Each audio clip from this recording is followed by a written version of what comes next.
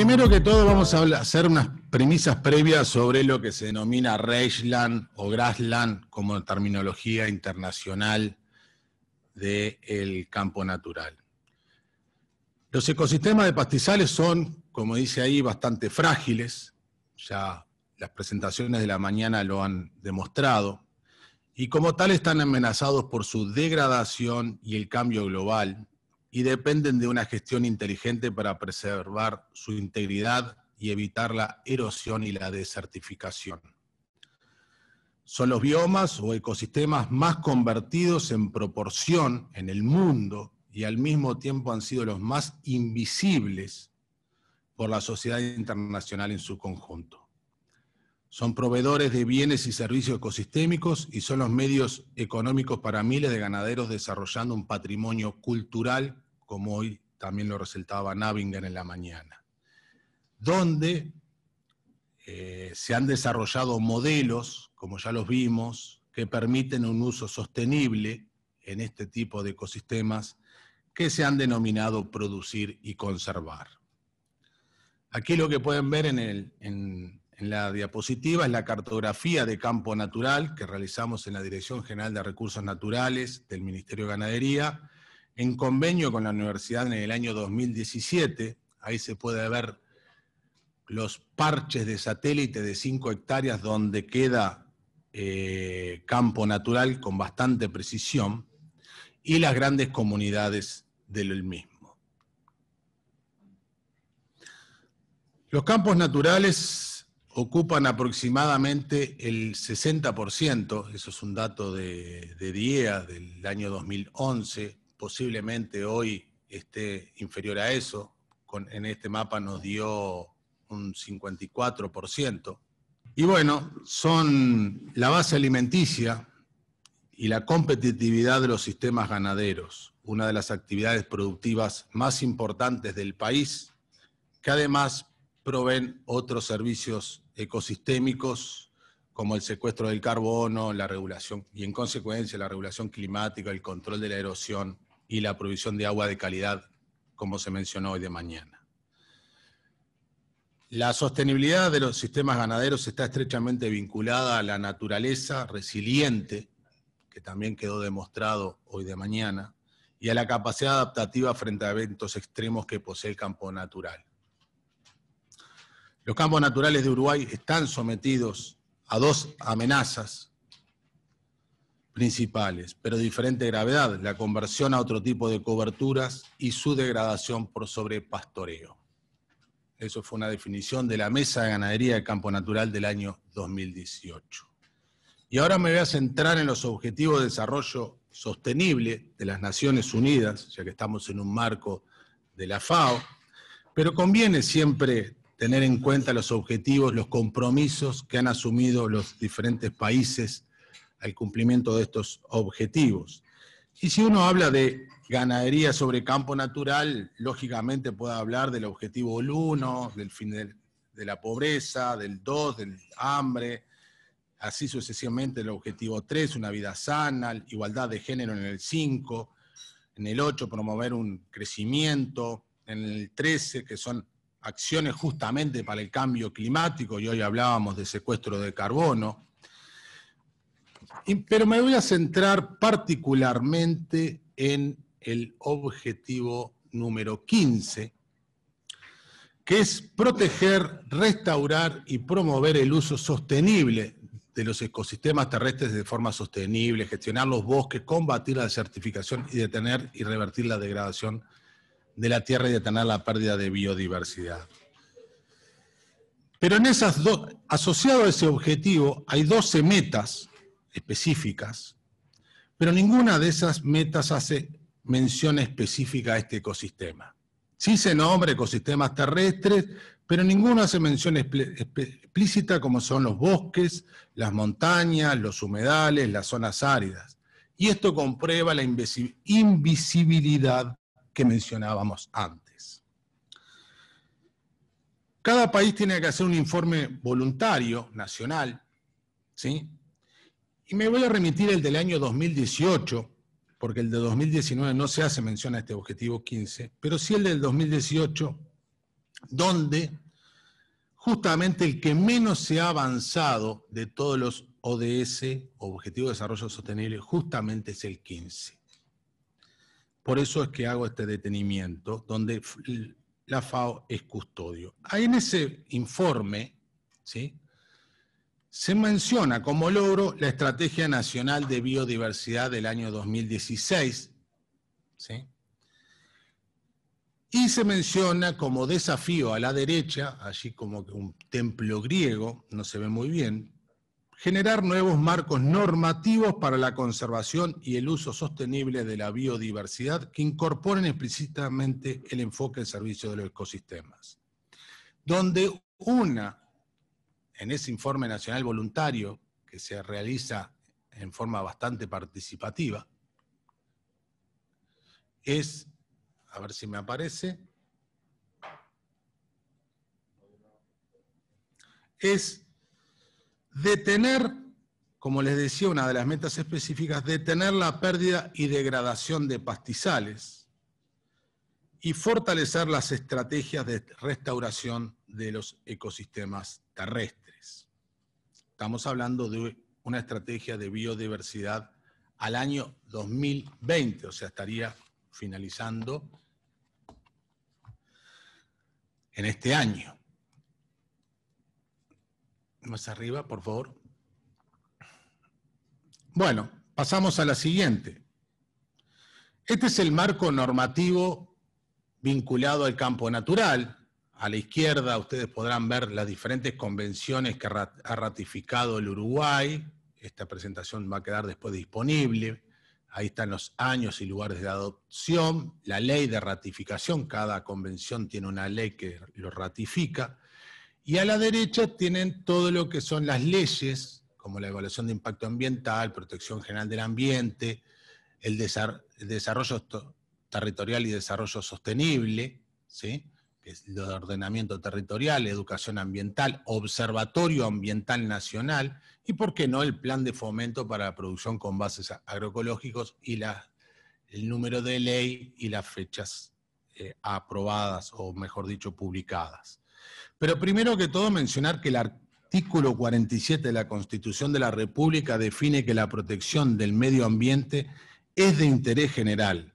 Las personas deberán abstenerse de cualquier acto que cause depredación, destrucción o contaminación grave al medio ambiente. ¿Sí? Parte de algunas de las convenciones es la que desarrollaré muy brevemente por el tiempo que tengo disponible. ¿Sí? Volviendo al informe voluntario del año 2018, mencionaba como un logro la Estrategia Nacional de Biodiversidad, que ahí pueden ver la carátula. Y en esa estrategia establece la política nacional para la conservación, el uso sostenible de la diversidad biológica, siendo un instrumento base para la gestión de los ecosistemas. En el organigrama que pueden ver ahí presente se puede visualizar la institucionalidad de referente de los diferentes temas asociados a la biodiversidad, los tratados, los comités, mesas asesoras, y hemos marcado en ese círculo superior derecho el tema campo natural, especificando a la Dirección General de Recursos Naturales, Ministerio de Ganadería, Plan Agropecuario e INEA, y a la Mesa de Campo Natural como asociados al tema campo natural. En dicho documento, el de la Estrategia Nacional de Biodiversidad, se especifican 20 metas, denominadas metas Aichi, que son las metas nacionales para la conservación de la diversidad biológica y su uso sostenible. Y ahí hay tres metas, la 3, la 5 y la 13, que expresan lo siguiente. Para 2020 se contará con propuestas de incentivos para la conservación de pastizales, humedales y bosques nativos a implementarse en todo el territorio nacional. 2018 se conocerá el estatus de conservación de los principales ecosistemas continentales del país. La 5B, para 2020 se habrá avanzado en la implementación de acciones para reducir al menos en un 50% los niveles de degradación y fragmentación. Y la 13A se contará con la cartografía nacional donde están identificadas las distintas comunidades. Como verán, algunas de estas metas se han cumplido, pero otras están por cumplirse, por ejemplo, la 3C. Siguiente, por favor. Mejor así, capaz. Muchas gracias. En el informe voluntario del 2018 se mencionó que se estaba generando un Plan Ambiental Nacional para el Desarrollo Sostenible, que es el que está publicado ahí, con fecha de julio de 2018. Adelante. Y como veremos en el objetivo primero, y dentro de eso en el meta 1.2.1 en ecosistema, se dice que se ha mantenido como meta 2030, que se ha mantenido o mejorado el estado de conservación del 50% de cada ecosistema. Me imagino que el 50% de la superficie original, si es así, en el campo natural ya estaríamos en ese umbral. Rápidamente me tengo que pasar a otro de los acuerdos, que es el Acuerdo de París, ¿sí? Que Uruguay ratificó el 3 de noviembre de 2017, y ahí tienen la carátula. Y bueno, como verán, es la primera contribución determinada a nivel nacional de Uruguay y al Acuerdo de París, como decía, del 2017. ¿Sí? Ahí especifica en forma incondicional y en formato condicional, o sea, con apoyo o medios de implementación adicionales, con apoyos externos, los compromisos que asume el Uruguay desde el 2017. Y eso lo hace para cada uno de los que ahí dice GEI, que son los gases de efecto invernadero, ¿sí? Así tenemos el amonio, como en primera fila, que Uruguay puso reducir el 32% de las emisiones de amonio en forma incondicional o el 37% en condicional. Y si hablamos de óxido nitroso, el 34% en formato incondicional y el 38% en formato condicional. La siguiente, por favor. Si nos vamos al otro gas de efecto invernadero, el dióxido de carbono, aquí lo que hace es mantener en formato el 100% de la superficie de bosque nativo o aumentarlo, ¿sí? En formato condicional, mantener en formato incondicional el 100% de la cantidad de la superficie de plantaciones forestales o el 100% con destino a sombra y agua, y en formato condicional aumentar en 25% la superficie de plantaciones forestales con destino a sombra y abrigo. ¿Sí? Y por el lado del manejo del campo natural, lo que se denomina ahí pastizales, evitar las emociones en al menos el 10% de la superficie de pastizales, o sea, 1 millón de hectáreas, si tomamos 10 millones como el total, o 3 millones en formato condicional, el 30% de la superficie. Siguiente, por favor. A partir de esa contribución, lo que se denominó fue un plan de adaptación nacional de adaptación al agropecuario, ¿sí? Este plan presenta una estrategia 2050, está como ven ahí, no se ve mucho, pero presenta un marco lógico bajo 4 dimensiones, bajo sistema de producción en verde, ecosistema y recursos naturales en azul, medios de vida en naranja, capacidades institucionales en rosado, donde desarrolla resultados esperados, productos, actividades, y asociado a eso un índice, como muy bien se ve en la tercera, de 66 medidas. O sea, se hizo un raconto exhaustivo de proyectos de investigación, extensión asociado a cada una de estas dimensiones, con las instituciones responsables, involucradas, beneficiarios, metas y montos. También desarrolla un mecanismo de implementación con áreas claves, arreglos institucionales y una hoja de ruta 2050. Y dentro de esas 66 quiero resaltar una que tiene que ver con los lineamientos para un plan estratégico que se armó en la Mesa de Ganadería sobre Campo Natural en el año pasado, en el 2018. 19. Por favor. Siguiente.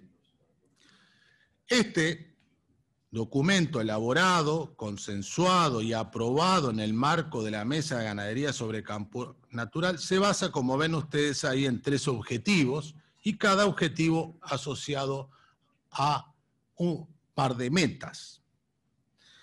1, conservar el bioma de nuestro país, el campo natural, y ahí hay regular la transformación y conservar y mejorar la salud del campo natural existente.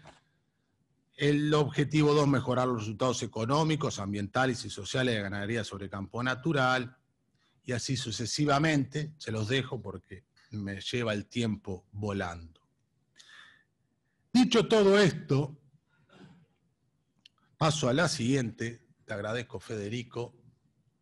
¿Cómo aprovechar entonces los compromisos, estrategias y normativas nacionales en un modelo de desarrollo de la ganadería sobre campo natural? Llegado a este punto y a título personal, sin comprometer al Ministerio de Ganadería en lo expresado a continuación, presentaré algunos conceptos que pueden generar oportunidades para el desarrollo de una ganadería sobre campo natural, que permita al mismo tiempo cumplir con los compromisos, estrategias y normativas nacionales, su monitoreo y reporte. Como ven ahí, si hacemos un resumen bastante simplista y rápido que tuve que hacer de los consensos, se basan en 3 pilares fundamentales. 1, analizar el tema del cambio del uso, de una cobertura al otro. El otro, el uso sostenible de la cobertura de campo natural, donde hay campo natural, para promover producciones más eficientes y sostenibles. Y el otro es reconocer y valorizar. Y en un marco donde el 97% de la superficie del país se encuentra en manos privadas, por tanto, los antecedentes, hice una revisión importante sobre marcos normativos, desarrollo, gobernanza de este recurso, cuando son en manos privadas, son prácticamente inexistentes. Pero para tener un buen sistema de monitoreo, tiene que ver con sistemas de información geográfica, donde en Uruguay se ha avanzado mucho, y creo que en Argentina y Brasil y en el mundo se ha avanzado y a una escala, y protocolo que permite el monitoreo anual de cada recurso. ¿Sí? Entonces, creo que potenciar esa información, hacerla, transparentarla y hacerla pública, me parece que es sumamente importante. Y que esa información pueda proveer, o basada en esa información se puedan generar incentivos que pueden ser económicos, apoyos directos, erogaciones, capacitaciones, asistencia técnica, certificados, valorización de productos, etcétera, etcétera, etcétera. Esto habrá que generar algún diálogo nacional. Y si existe el consenso sobre generar alguna o más de una de estas alternativas, hay que generar ese mecanismo de monitoreo, un índice, algo objetivo, que cuantifique en qué nivel está para recibir alguno de estos incentivos. Siguiente.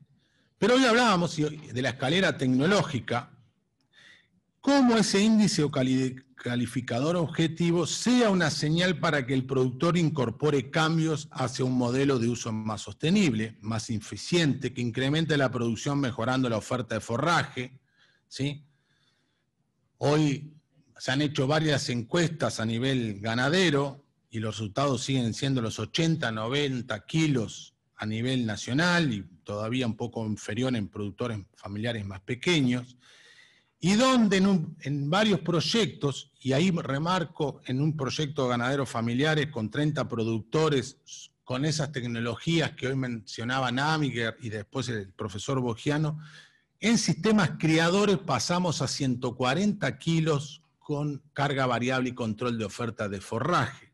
O sea, en sistemas reales es posible hoy, y en sistemas criadores, me imagino que en sistemas recriadores podemos llegar a mayor valor. Ahora, entendemos que ese índice que mencionábamos puede ser alguna señal para, con algún sistema de incentivos, generar alguna luz para generar este cambio. Pero llegado a este punto también es importante cómo es el arreglo institucional, los roles responsabilidades para mejorar la capacidad de los productores y técnicos, algo que se mencionó hoy también de mañana, ¿sí? Capacidad de técnicos privados, rol de cada una de las instituciones en este sistema. Y nuevamente aquí queda planteado cómo se arma ese sistema de monitoreo de forma objetiva, los cambios introducibles, qué variables monitoreamos. Y hoy les diría que tenemos capacidad para estimar muy fuertemente, digo, no estoy pensando en un índice de muchos indicadores, sino de pocos indicadores, pero la carga, qué recursos forrajeros, ¿sí? Cuánto tiene de un módulo intensivo, podemos hasta estimar cuánta producción puede para aprovechar los sistemas de información geográfico y la trazabilidad que tiene el Uruguay. O podemos también integrar reportes que hagan los productores, como hicimos en el proyecto, ahí pueden ver, esos eran reportes que enviaban técnicos y productores del estado de las pasturas, que nosotros denominamos cuaderno de campo, ahí reportaban altura de la pastura, también reportaban condición corporal del ganado. Digo, me parece que todo esto hoy tenemos que ir más hacia la incorporación de este tipo de tecnologías en la ganadería, que sí lo ha hecho la agricultura, pero en la ganadería, si queremos una agricultura, como se decía anteriormente, inteligente, tenemos que ir en ese paso. Y rápidamente, para ir finalizando, bueno, y me queda una cosa, reconocer y valorizar. Si nosotros tenemos un sistema de monitoreo potente, identificado, transparente y confiable, ¿podrá eso permitir certificar producto, valorizar el recurso a nivel internacional? Bueno, yo creo que si no tenemos un sistema transparente que monitoree a escala predial, me parece que es difícil más hoy si uno revisa lo que es el Acuerdo Verde de Europa. Y acá me voy a detener en un par de transparencias como para pensar a desarrollar esto. Y tomé una publicación de Mier y Ter, que está citada ahí, como impulsores claves en la masificación de la agroecología, que mucho tiene que ver con la propuesta de campo natural. Y lo primero es preguntarse si hay crisis. Hoy, medio como todo el mundo, yo no pintaría una crisis como no la quise pintar en rojo, sino más bien en amarillo, pero sí me parece que hay que buscar alternativas y que hay consensos por diversos ámbitos de detener la pérdida de cobertura, o regular, o incentivar, pero también hay bastante consenso que no podemos con esa baja eficiencia productiva de 80-90 kilos, que lógicamente si uno miraría la intensidad posiblemente no sea una ganadería que capture carbono, parte de lo que se preguntaba hoy de mañana, tenemos que ir a una ganadería de 140 kilos. Si es así, si estamos de acuerdo en eso, pasaríamos a la segunda, que es la gobernanza, que es una tarea compleja, que el arreglo institucional, la toma de decisiones, la participación de las organizaciones, cuál es el modelo, qué roles deberíamos jugar. Y si eso es así, al tercero que estos autores nominan, y me pareció muy interesante, cómo son esos espacios de diálogos. Y ahí hay diferentes escalas. Hay unas escalas que me parece que hay que jugar muy fuertemente a nivel más local, más descentralizado, con las organizaciones. Nosotros tenemos una institucionalidad muy fuerte a nivel territorial. También hay un espacio de diálogo en la mesa de campo natural a nivel nacional, pero también tenemos que tener fomentar o fortalecer los espacios de diálogo a nivel regional, ¿sí? Pero que vinculen no por un lado lo académico, por otro lo político. Me parece que tenemos que empezar a amalgamar la investigación y la política pública en los encuentros y los productores, ¿sí? No tenemos que andar, me parece, con ámbitos separados. Y después sí, me parece que estos países que compartimos este bioma, empezar a poner el tema a nivel internacional con otros países que compartan estos tipos de ecosistemas. Y lógicamente tenemos que avanzar hacia buenas prácticas, a mejores prácticas, a definirlas, y en base a eso tener un discurso único, movilizador, ¿sí? A la interna del Uruguay, pero también hacia la externa y no digo solo Uruguay, sino de la región, ¿no? Con alianzas externas, y lógicamente todo un trabajo, dale nomás, Federico, que son todos círculos, y lógicamente mercados favorables que existen. Y en base a eso, bueno, si hay oportunidades para políticas de incentivos o qué política puede desincentivar esto que estamos pensando. Y en base a eso, la siguiente, por favor. Si hay consenso de buscar estas alternativas, hay que dialogar cómo sería ese sistema de monitoreo, reporte y verificación, y a partir de allí, con información, se pueden generar espacios de diálogo, como decía anteriormente, a escala local, nacional, para impulsar cambios, para incorporar buenas prácticas en un espacio abierto, para generar apropiación y empoderamientos basados en un programa nacional que incluya, hoy se hablaba de políticas de Estado, que incluye la institucionalidad y la sociedad civil con sus organizaciones. Acuerdos regionales, poner el tema en foros internacionales para visibilizar este tema, espacios de diálogo, de certificación, con análisis de políticas en comunes entre los países que estimulen el uso sostenible de este recurso. Se podrá de este modo crear certificados para mercados favorables, sostenidos, monitoreados y transparentados bajo, como decía ahí, un índice de producción de conservación a escala predial. ¿Cómo pueden actuar algunas políticas de incentivos y regulaciones basados en índices objetivos? Es la pregunta que dejo planteado.